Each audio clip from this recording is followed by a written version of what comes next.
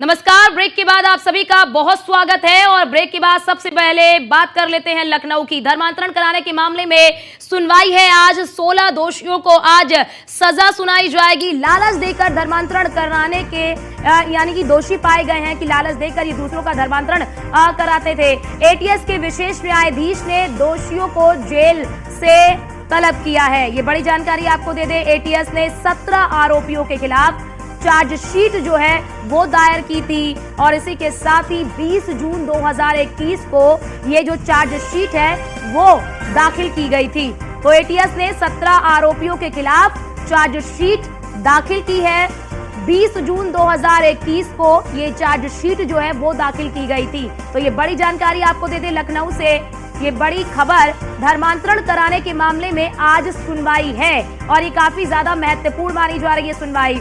16 दोषियों को आज सजा सुनाई जाएगी। लालच देकर धर्मांतरण कराने का आरोप इन पर लगा है और इस पूरे आरोप में ये दोषी पाए गए हैं।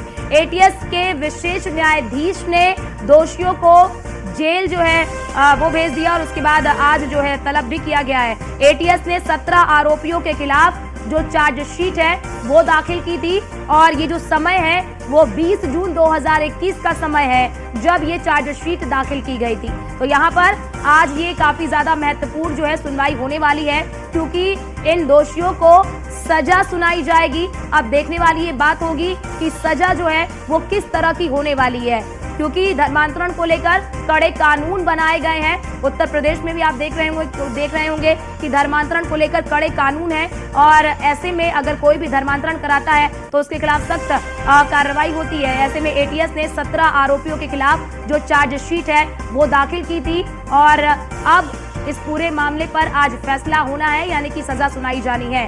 20 जून 2021 को चार्जशीट दाखिल की गई थी।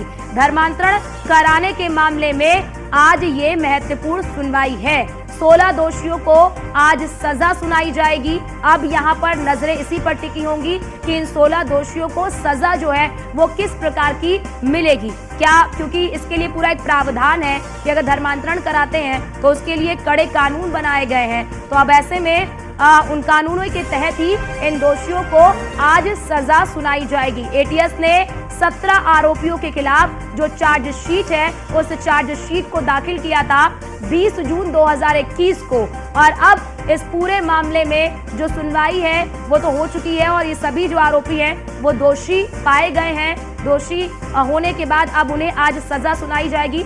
16 दोषियों को आज सजा सुनाई जाएगी और इन पर ये आरोप लगा था। और हमारे साथ हमारे संवाददाता एसके वाजपेयी हमारे साथ लाइव जुड़ चुके हैं। इसके आज का दिन काफी ज्यादा महत्वपूर्ण होने वाला है। क्या लगता है कि इन 16 दोषियों को किस तरह की सजा सुनाई जा सकती है? बिल्कुल, हम देखें तो उत्तर प्रदेश सरकार की तरफ से विधि विरुद्ध धर्म परिवर्तन को लेकर कानून बनाया गया है। हालांकि इस कानून में यह स्पष्ट तौर पर कहा गया है कि किसी को दबाव देकर या प्रलोभन देकर या किसी भी अन्य तरीके से उसको बहला फुसलाकर अगर धर्म परिवर्तन कराया जाता है तो उसके खिलाफ में उत्तर प्रदेश सरकार के इस नियम के तहत कठोर कार्रवाई की जाएगी जिसमें उम्र कैद तक की सजा है। हालांकि इस पूरे मामले को लेकर उमर गौतम और साथ ही साथ जो कलीम सिद्दीकी समेत 17 आरोपी थे जिसमें से 16 आरोपियों को कोर्ट ने दोषी माना था, जिसको लेकर एनआईए और साथ ही साथ जो एटीएस कोर्ट है, इस एटीएस की स्पेशल कोर्ट इस पूरे मामले को लेकर सुनवाई कर रही है।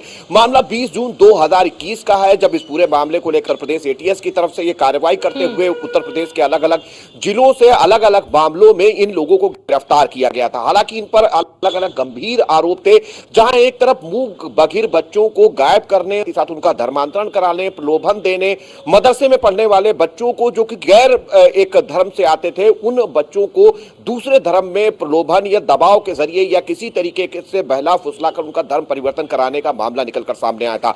हालांकि इसमें कुछ परिजनों ने शिकायत भी की थी जिसमें कानपुर के कुछ ऐसे परिजन थे जिन्होंने बताया था कि उनके बच्चों को बहलाया फुसलाया धर्म परिवर्तन करा दिया गया। हालांकि इस मामले के बाद लगातार उत्तर प्रदेश ने पूरे प्रदेश भर में छापेमारी की थी और अलग अलग स्थानों से इन 17 लोगों को गिरफ्तार किया था।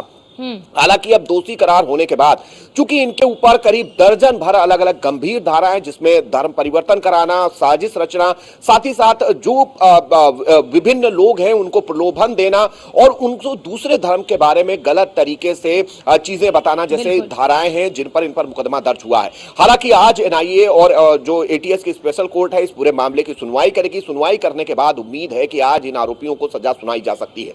तो सीधे तौर पर उत्तर प्रदेश सरकार की तरफ से ये इस नए नियम के तहत एक बड़ा एक्शन होगा। अब देखना यह है कि इस पूरे मामले को लेकर कोर्ट क्या कुछ सजा इन आरोपियों को सुनाती है।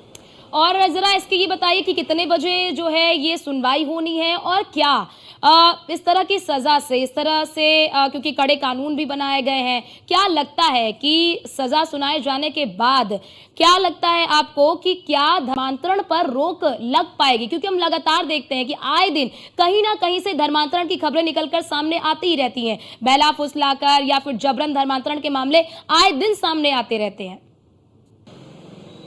बिल्कुल निश्चित तौर पर उत्तर प्रदेश सरकार की तरफ से इस कानून को लेकर और सख्त प्रावधान दोबारा संशोधन के जरिए किए गए हैं, जिसमें अगर कोई किसी से शादी भी दूसरे धर्म में करता है तो ऐसे में उसको जिलाधिकारी की परमिशन लेनी होगी। साथ ही साथ उसको किसी तरीके का प्रलोभन या दबाव नहीं देना होगा और किसी भी तरीके से बहला फुसलाकर अगर धर्म परिवर्तन कराया जाता है तो ऐसे के खिलाफ कठोर एक्शन होगी। हालांकि इस पूरे मामले को लेकर अलग अलग प्रावधान में सजा और साथ ही साथ जुर्माने का प्रावधान भी उत्तर प्रदेश सरकार की तरफ से किया गया है, जिसमें वो तो निश्चित और जब इन 16 आरोपियों को स्पेशल कोर्ट की तरफ से सजा सुनाई जाएगी तो ऐसे में कहीं न कहीं ये सारी चीजें जरूर महत्वपूर्ण हो जाएंगी कि इसके जरिए एक मैसेज। जी बिल्कुल बिल्कुल, अब देखना यही होगा कि किस तरह की सजा इन्हें सुनाई जाती। आप हमारे साथ बने रहिए, एसके आपके पास लौटते हैं।